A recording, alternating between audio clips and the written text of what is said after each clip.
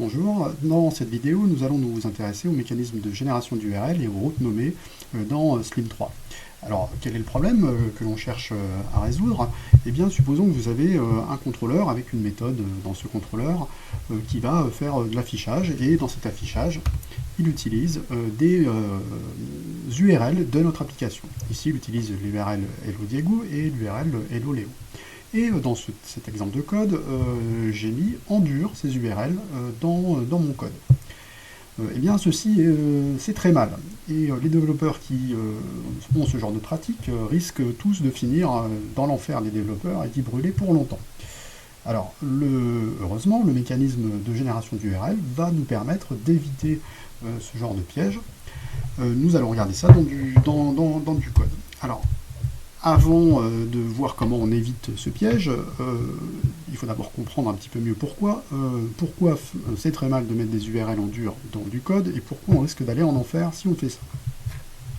J'ai un petit exemple ici, où j'ai une méthode dans un contrôleur qui génère un petit bout de HTML, et j'ai ici deux URL en dur que j'utilise dans ce bout de code. Donc j'ai mis ces URL en dur. Donc, je répète, on ne fait jamais ça. On ne fait jamais ça, pourquoi? Alors parce qu'ici on est dans un cas extrêmement simple, on a deux URL, mais on pourrait très bien en avoir 20, 30, 40, voire plus. D'autre part, on n'a qu'une seule méthode dans un contrôleur qui utilise ces URL en dur. On pourrait se retrouver dans un cas où on a 10, 20, 30 méthodes dans un grand nombre de contrôleurs différents qui utilisent ces URL en dur. Voilà, jusqu'ici tout va bien. Alors notons que ça fonctionne, hein, bien entendu. Si j'essaye mon application, voilà, je la reload, elle fonctionne. Sur l'URL home, j'ai bien ma petite page que j'affiche, et si je clique sur ces liens pour lesquels j'ai généré des URL en dur, j'ai bien le comportement que j'attends. Voilà, donc tout se passe bien, donc je me dis, bon, ben, voilà, j'ai fait mon boulot, tout va bien, j'ai du code qui fonctionne. Alors, tout se passe bien jusqu'au jour où votre collègue de bureau, ou votre client, ou votre chef de projet vous dit « Bon, ces URL là ne me plaisent pas, on va les changer. » Bien, donc moi, voilà, dans l'index de mon application, j'ai déclaré mes routes, je change l'URL hello, et il me dit « Il faut maintenant l'appeler allo ». Et je crois que je suis sorti d'affaire, alors qu'en fait, je viens de plonger dans l'enfer des développeurs, puisque, évidemment, maintenant, si je recharge ça, ça ne marche plus. La page n'est pas trouvée. Eh bien, la raison, bien entendu, c'est que j'ai changé l'URL ici, et maintenant, il faut que j'aille la changer partout où j'ai mis des URL en dur. Alors, s'il n'y en a que deux, ça va. S'il n'y a qu'une méthode dans un contrôleur, ça va. Mais, bien entendu, s'il y en a 20, c'est moins rigolo, et s'il y a 30 ou 40 méthodes dans différents contrôleurs, des méthodes que j'ai ajoutées il y a quelques mois, voire c'est mon collègue qui les a programmées, voire c'est un stagiaire de DUT qui les a codées, je ne les connais pas toutes, et il faut que je me passe des heures et des heures à débugger et aller chercher toutes ces méthodes qui utilisent des URL en dur. Alors on pourrait imaginer que notre IDE va nous aider et faire un refactor, sauf que c'est du contenu de chaîne de caractères. Donc c'est un peu plus compliqué que simplement changer le nom d'une méthode. Voilà. Donc là, j'ai fait la modification. Bon, ça marche. Hein. Ça marche. Ici, voilà, j'ai fait ma mise à jour. Donc bon, je me dis, bon, bah ça y est, je l'ai fait. Sauf que 6 mois plus tard, votre collègue ou votre chef de projet peut vous dire « Bon, mais maintenant on passe à la V2, donc toutes les URL anciennes, il faut rajouter V1 dedans. » Voilà, et bien c'est reparti, je retombe à nouveau dans l'enfer des développeurs. Et puis 6 mois plus tard, on me dit « Ben oui, mais la V1 elle est deprecated, donc dans toutes les URL de la V1, il faut rajouter deprecated. » Et voilà, je suis reparti pour un tour, chasser toutes les URL en dur dans mon code. Bref. Ce n'est pas quelque chose à faire. Donc on va, heureusement, trouver un mécanisme. Alors je vais remettre les choses comme elles sont. Voilà. Heureusement, de nombreux développeurs sont tombés sont allés brûler en enfer déjà, et donc certains en sont revenus et nous ont dit on va faire quelque chose pour tout ça, et on va trouver un mécanisme qui va régler le problème. Ce mécanisme, le voici. Il consiste à mettre un nom sur cette route. Voilà, je vais lui mettre un nom, je vais l'appeler Hello, ou je peux l'appeler autre chose. Hein. Je vais l'appeler, laisser ce nom de Hello.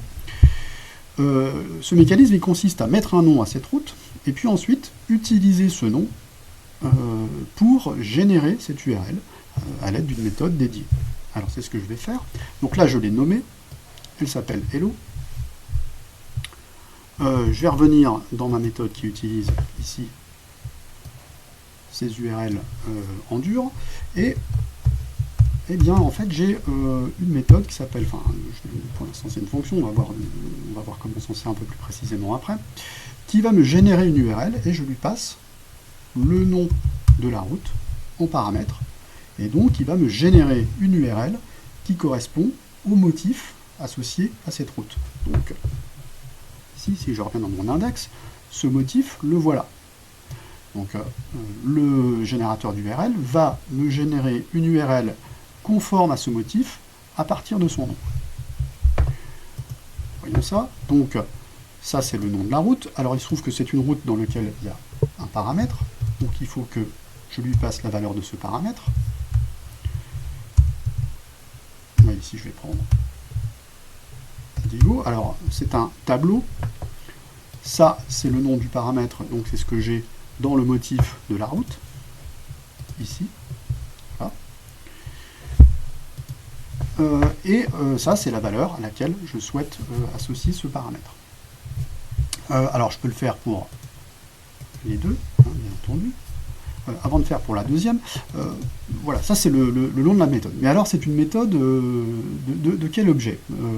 Alors en fait c'est une méthode d'un service qui s'appelle le service routeur, qui est le service, un des services centraux dans Slim, qui est le service en charge d'analyser les motifs dans les routes et de faire le matching avec les URL dans les requêtes. Ce routeur, donc, c'est lui qui connaît le nom des différentes routes et qui dispose d'une méthode de génération d'URL. Alors, ce routeur, comment je le retrouve? En fait, il se trouve que le routeur est enregistré dans le conteneur de dépendance Slim. Donc, il faut que j'aille chercher mon conteneur de dépendance. Donc, ici, je suis dans un contrôleur et il s'appelle C. Voilà, voilà c'est le conteneur de dépendance que j'ai injecté dans mon contrôleur. Il s'appelle C. Dans ce conteneur de dépendance, j'ai un service qui s'appelle routeur. Et ce service qui s'appelle routeur me propose la méthode passFor pour générer une URL. Voilà, même chose. On va faire la même chose pour l'autre.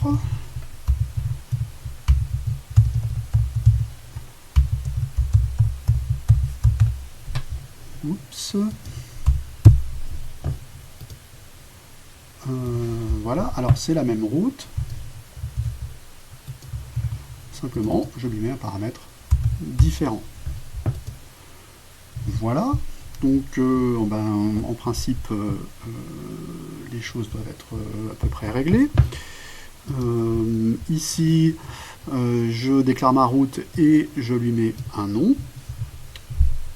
Et puis maintenant, quand je veux générer une URL qui correspond au motif de cette route, eh bien, j'utilise la méthode passFor de mon service de routage, donc du service routeur enregistré dans le conteneur de dépendance, en lui passant donc ici le nom de la route, et puis en lui passant le tableau de paramètres qui lui permet de remplacer dans le motif d'URL tous les paramètres variables par des valeurs. Eh bien, on va voir si ça fonctionne. Donc je recharge mon appli. Voilà, et bien les URL sont correctes. Alors maintenant ici, si je regarde le code source de cette URL, de ce code, le voilà. Donc ici l'URL qui a été générée, /hello/diego, et la deuxième URL générée, /hello/leo. Voilà. Alors maintenant, si mon chef de projet ou mon collègue revient et me dit on va changer le nom des URL, eh bien pas de problème. je change l'URL ici, je dis allo, et puis c'est tout. Tout est fini. J'ai rien d'autre à faire. Ici, je vais générer le chemin pour cette route qui a été nommée en remplaçant name par Diego, et c'est mon framework qui va calculer la valeur de cette route. Alors revenons ici, rechargeons ça.